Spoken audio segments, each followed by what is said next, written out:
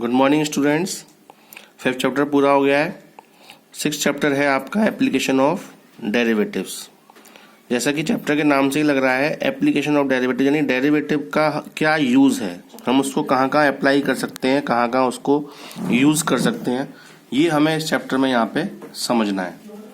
तो पहली बात तो ये है कि जैसे हम बहुत बार बोलते हैं कि फंक्शन जो है वो मान लो x का है, जैसे आपने फिजिक्स में ही पढ़ा होगा। मान लो ये s कोई फंक्शन है t का और ये पार्टिकल की डिस्टेंस को रिप्रेजेंट कर रहा है एट ए टाइम t।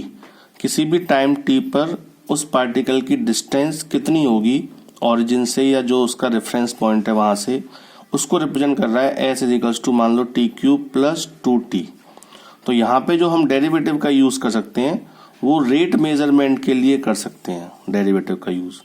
तो यहाँ से अगर हम देखें कि ये s जो है वो एक t का फंक्शन है, यहाँ पे कुछ भी कांस्टेंट नहीं है, s भी वेरिएबल है और t भी वेरिएबल है, यानी s डिस्टेंस को रिप्रेजेंट कर रहा है और t टाइम को। जब टाइम बढ़ेगा या कम होगा तो डिस्टेंस भी कम या ज्यादा होगी, क्योंकि डिस्टेंस t पे डिपेंड है। तो अगर हम इस फंक्शन को डिफरेंशिएट करें t के रेस्पेक्ट में, तो s को जब डेरिवेटिव करेंगे तो ds अपॉन dt निकल के आएगा, वैसे ही जैसे y का डेरिवेटिव dy अपॉन dx आता है। तो t³ का 3t² और 2t का 2। अब यहाँ पे जो ds अपॉन dt है, आप जानते हैं फिजिक्स में ds मतलब चेंज इन डिस्टेंस फिजिक्स के हिसाब से, और dt मतलब चेंज इन टाइम, यानी डिस्टेंस में कितना चेंज आ रहा है टाइम के हिसाब से। यानी इसको अगर हम देखें तो एक तरह से ये रेट निकल रही है, rate of change in distance with respect to time, और इसी को हम क्या बोलते हैं, वेलोसिटी। तो ds अपॉन dt का मतलब फिजिक्स के हिसाब से v होता है। यहाँ पे अगर हम मैथमेटिकली इसको अगर देखें तो ds अपॉन dt यानी कि s का डेरिवेटिव t के रेस्पेक्ट में। तो यहाँ पे अब हमें मैथ भी समझनी है और थोड़ा सा पार्ट फिजिक्स का भी समझना है। तो ds अपॉन dt को हम बोलेंगे वेलोसिटी ऑफ द पार्टिकल या rate of change in distance with respect to time. तो ds अपॉन dt निकल के आ गया 3t² प्लस 2। यहाँ पे जरूरी नहीं है कि फंक्शन को हम t के रेस्पेक्ट में ही डेरिवेटिव करें। कभी कभी ऐसा भी होता है कि s का फंक्शन है और हम किसी और टर्म के रेस्पेक्ट में उसको डेरिवेटिव कर लेते हैं। ठीक है, जैसे हमने माना कि एक हम तालाब दिया हुआ है, उसमें अगर हम पत्थर मारें, जो कि अक्सर गांव के बच्चे या शहर के बच्चे करते ही हैं, बच्चे अक्सर करते ही हैं, एक पत्थर मारे अगर किसी तालाब में, तो उसमें जो है वो ध्यान से अगर आप देखो तो पत्थर मारते ही उसमें जो है वो सर्कल्स बनना स्टार्ट हो जाते हैं, और वो सर्कल्स जो है वो लगातार बाहर की तरफ चलते रहते हैं, और ऐसा लगता है कि सारा पानी जो है इसका निकल के उस सर्कल की फॉर्म में बाहर चला जाएगा, जिसे हम वेव्स भी कहते हैं। तो ये जो सर्कल बन रहे हैं, ये जो सर्कल हैं, इनकी आप ध्यान से देखो तो जो आपने जहां पत्थर मारा है वहां से जो सर्कल बनना स्टार्ट हुए हैं, उनका जो साइज है वो लगातार इंक्रीज हो रहा है। और सर्कल के रूप में अगर हम बात करें तो कौन सी चीज इंक्रीज कर रहा है, रेडियस इंक्रीज हो रही है उसकी लगातार, और एरिया भी इंक्रीज हो रहा है, उसी के कंपैरिजन में सरकमफ्रेंस भी इंक्रीज हो रही है। तो यहाँ पे अगर हम देखें कि ऐसा कोई सर्कल दिया हुआ है जिसकी रेडियस मान लो r है, consider a circle of radius r whose radius is increasing continuously, जिसकी रेडियस लगातार बढ़ रही है। तो अगर हम उस सर्कल के लिए जिसकी पर्टिकुलर रेडियस मान लो किसी टाइम पे r थी, तो area of circle a is to pi r² होगा। यहाँ हम कॉमन सर्कल्स की बात कर रहे हैं, वो सर्कल कोई सा भी बन सकता है। तो अगर हम देखें कि कितनी स्पीड से एरिया चेंज हो रहा है, क्यों, जब सर्कल छोटा होगा तो एरिया कम होगा, जब वो टाइम निकल जाएगा तो रेडियस बड़ी हो जाएगी, तो सर्कल का एरिया भी बदल जाएगा। तो यहाँ पे अगर हम देखें कि एरिया में कितना चेंज आ रहा है अकॉर्डिंग टू टाइम, तो ए जो है pi r², area of circle A is to pi r², यानी जो एरिया है वो r का फंक्शन है, यानी उसमें r यूज हो रहा है ना। यहाँ पे ए और r दोनों ही वेरिएबल है, कोई कांस्टेंट नहीं है, रेडियस भी बढ़ रही है सर्कल की और अकॉर्डिंग टू एरिया भी बढ़ेगा। अब इस टर्म को अगर हम डिफरेंशिएट करें t के रेस्पेक्ट में, तो ये आएगा dA अपॉन dt।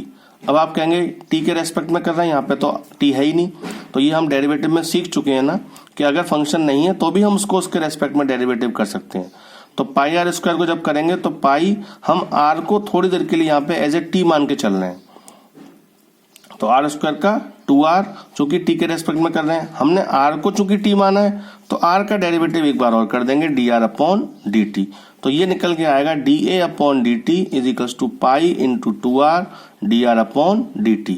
यहाँ dA अपॉन dt का मतलब है rate of change in area with respect to time, यानी कि एरिया में कितना चेंज आ रहा है टाइम के रेस्पेक्ट में, और dr अपॉन dt का मतलब रेडियस में कितना चेंज आ रहा है टाइम के रेस्पेक्ट में। अगर टाइम चेंज होगा तो रेडियस भी बदलेगी। अब पर्टिकुलर किसी रेडियस पे, मान लो सर्कल जब छोटा था वो बढ़ते बढ़ते बढ़ते एक टाइम पे ऐसा आ गया, मान लो कि जब उसकी रेडियस 10 सेंटीमीटर है, उस समय कितना चेंज एरिया में आया है, तो वो वहां पे मेंशन कर देगा कि rate of change in area निकालो, बट कब, जब radius so and so given है, 10 सेंटीमीटर दी है, 8 दी है, तो यहाँ पे dA अपॉन dt की वैल्यू निकालेंगे तो यहाँ r की वो वैल्यू पुट कर देंगे। dr अपॉन dt रेडियस कितनी स्पीड से चेंज हो रही है ये आपको दिया होगा। कुल मिला के अभी तक जो हमने समझा कि रेट मेजरमेंट में डेरिवेटिव का यूज हो रहा है, दो चीजें यहाँ पर चल रही हैं, एक ये और एक ये।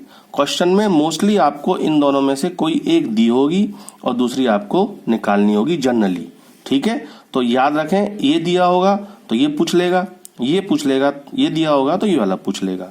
इसी तरह आप देखें कि कोई एक क्यूब दिया हुआ है, मान लो छोटा सा, जब हम कंप्यूटर पे क्यूब देखते हैं, इमेज कोई क्यूब की, और जब हम उसको जूम करते हैं तो वो क्यूब बड़ा हो जाता है।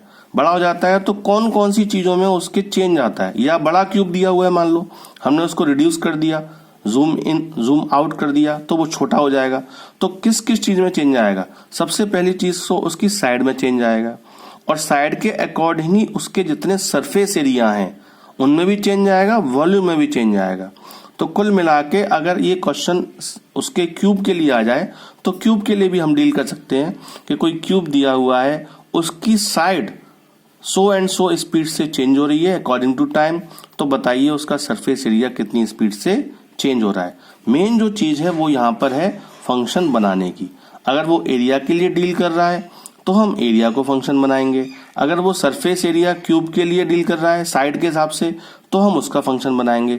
वो वॉल्यूम को भी डील कर सकता है कि मान लो स्फीयर, ये एक क्यूब है, उसकी साइड ए है और उसकी साइड ए इतनी स्पीड से चेंज हो रही है, वो दिया हुआ है, बताइए वॉल्यूम कितनी स्पीड से चेंज हो रहा है। तो हम वहां पे वॉल्यूम का जो फंक्शन बनाएंगे वो ए क्यूब के हिसाब से बनाएंगे, क्यूब का volume v equals to a cube, और इसको डिफरेंशिएट करेंगे टी के रेस्पेक्ट में dv over dt। A cube का आएगा 3a square dA upon dt, यानी ये तो हो गया कि उसकी साइड में कितना चेंज आ रहा है अकॉर्डिंग टू टाइम, और ये हो गया कि उसके वॉल्यूम में कितना चेंज आ रहा है अकॉर्डिंग टू टाइम। इसकी यूनिट भी अगर हम देखें तो dv ओवर dt मतलब वॉल्यूम में चेंज है, यानी वॉल्यूम मान लो सेंटीमीटर क्यूब में दिया हुआ है और टाइम सेकंड में दिया हुआ है। यहाँ dA अपॉन dt साइड में चेंज, यानी ये सेंटीमीटर में मान लो दिया हुआ है और ये सेकंड में दिया हुआ है, या मीटर भी दे सकता है, वो जैसे भी हो तो उसके अकॉर्डिंग देंगे।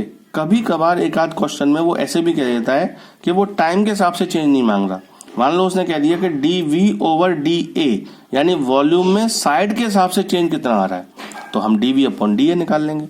कुल मिला के क्वेश्चन को पढ़ के समझना बहुत जरूरी है। क्वेश्चन हालांकि इसके बहुत छोटे छोटे से हैं, बट उनको समझना वो इम्पोर्टेंट है।